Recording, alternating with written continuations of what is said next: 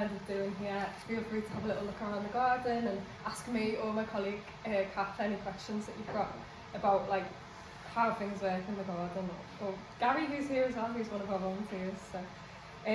So our organisation is called Faiths4Change, and we're an environmental charity. We work across Merseyside and the North West with different communities and faith groups, school children, on different sustainability projects, but a huge part of our work is food growing. So I've recognised a lot of similarities with what Brendan's just said, with all the different groups and the cooking and things we get done here and in other projects around Merseyside.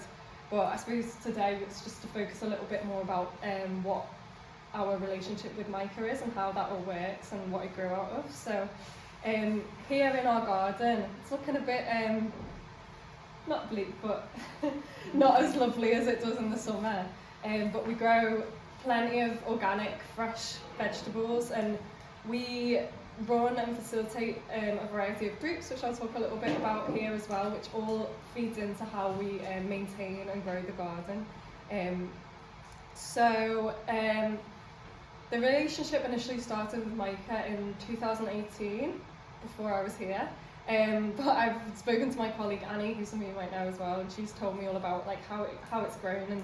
And basically started with a community shop that Micah wanted to run here, and they asked Faiths4Change if they could provide a community lunch, and which became really popular. Unfortunately, the shop kind of closed down, but the community lunch continued, and they saw an opportunity to start growing the veg in the garden, with the people who were coming for the lunches and kind of wanted to contribute more. There was initially a plan drawn up for the garden with the congregation and the congregation of St Vincent's, I believe, as well, and they had designated all sorts of areas for relaxation, for sensory purposes, for food growing, all stuff like that. But it was discovered that there was some knotweed on the site as well, so again we've had to build up rather than down to grow food. So it was decided that a lot more space would be designated to raised beds for food growing.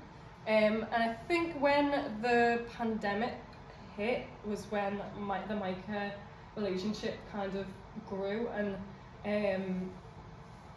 with Micah finding like a lower food supply available and us having all our funded projects, just craft, food growing, lunches and stuff like that, weren't able to run anymore.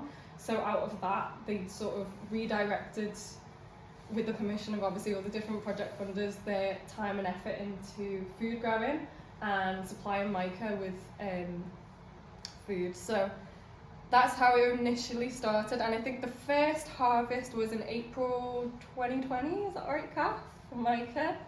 And it's we've just finished our second year, obviously, it's amazing. So in the first year they produced 230 kilograms of food, and this year we produced about 266 kilograms. So we do work to like weigh it, and sometimes looking at the market value as well, so we can really appreciate like what this food means. And it's all fresh, organic, obviously, and that's something that's really important to us, knowing that this food is going to people who should have access to that kind of food just as we all should, and who ordinarily might not. So as you were saying about all the sugary foods and the processed preserved foods and stuff like that, it's really nice for us to know that we can give that and feed people, I suppose.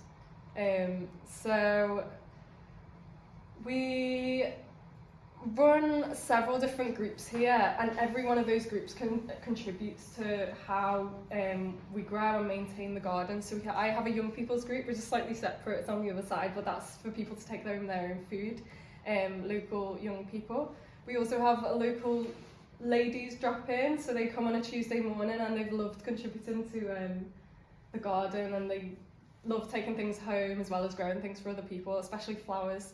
We have Nature for Health with Mersey Forest, so that's again, it's got a really big focus on well-being and getting people more active, connecting with nature and other people.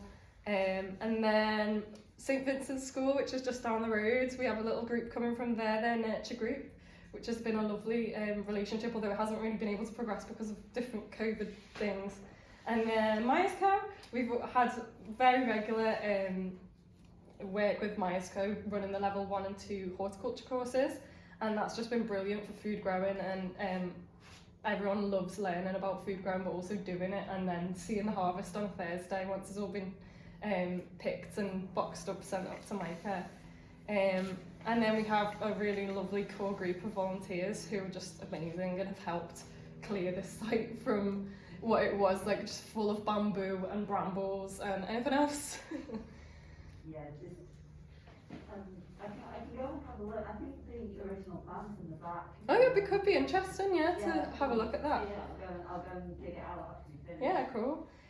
So yeah, I think all the volunteers and students and group members just love like knowing that the work they put in goes to growing for the food bank, and we've really tried to listen to the food bank as well and thinking about like what is popular. We know it all gets given out, but we've heard that like herbs are really popular, and greens and leaves and stuff like that, so we tried to have a focus on that, and this year we're ramping up our herb kind of growing. So I think that's been a really good learning point, is to just like listen to the people who you're growing food for and like hone it in a little bit and see what we can do more to satisfy like their needs. During the summer we also grow flowers and put little bunches of flowers in it, which I think is a really nice touch. So yeah, I think using the projector, we can call up there's some great pictures of what the site looks like before on the website. Yeah, we could do it this time, yeah.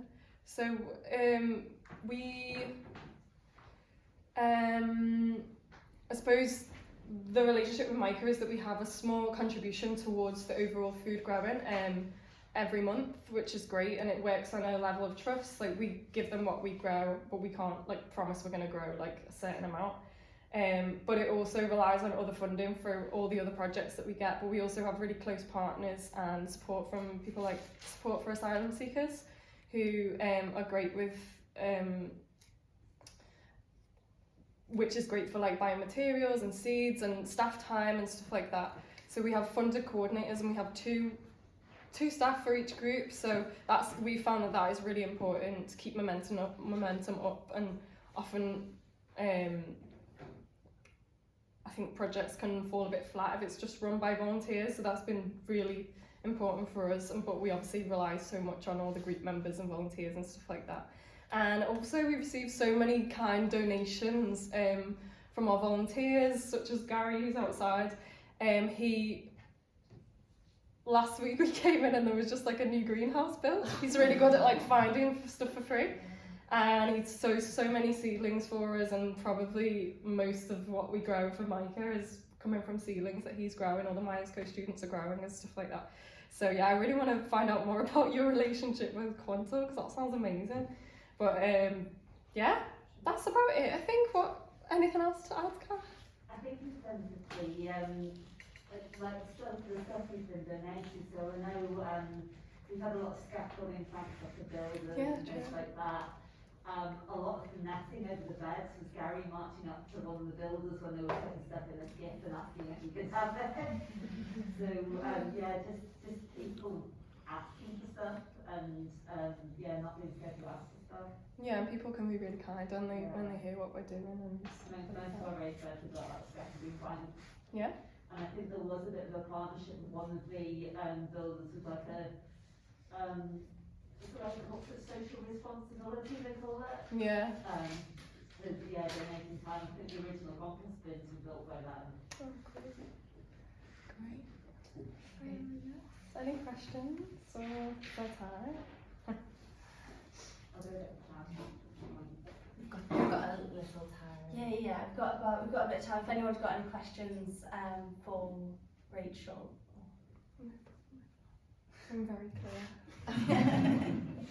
Who did the original plans for the garden space? Was it community? Yeah, so the congregation of St Michael's, so that's obviously another great partnership, is St Michael's Church, St Michael in the city, who allow us to use the garden some days for free as well.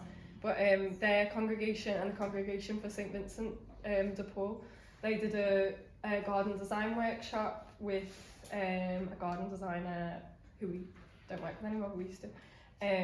and come up with all the different areas of the garden they'd like to see, what kind of colours, what kind of food, what kind of animals you would want to attract, all that kind of like really creative ways of thinking about it and stuff.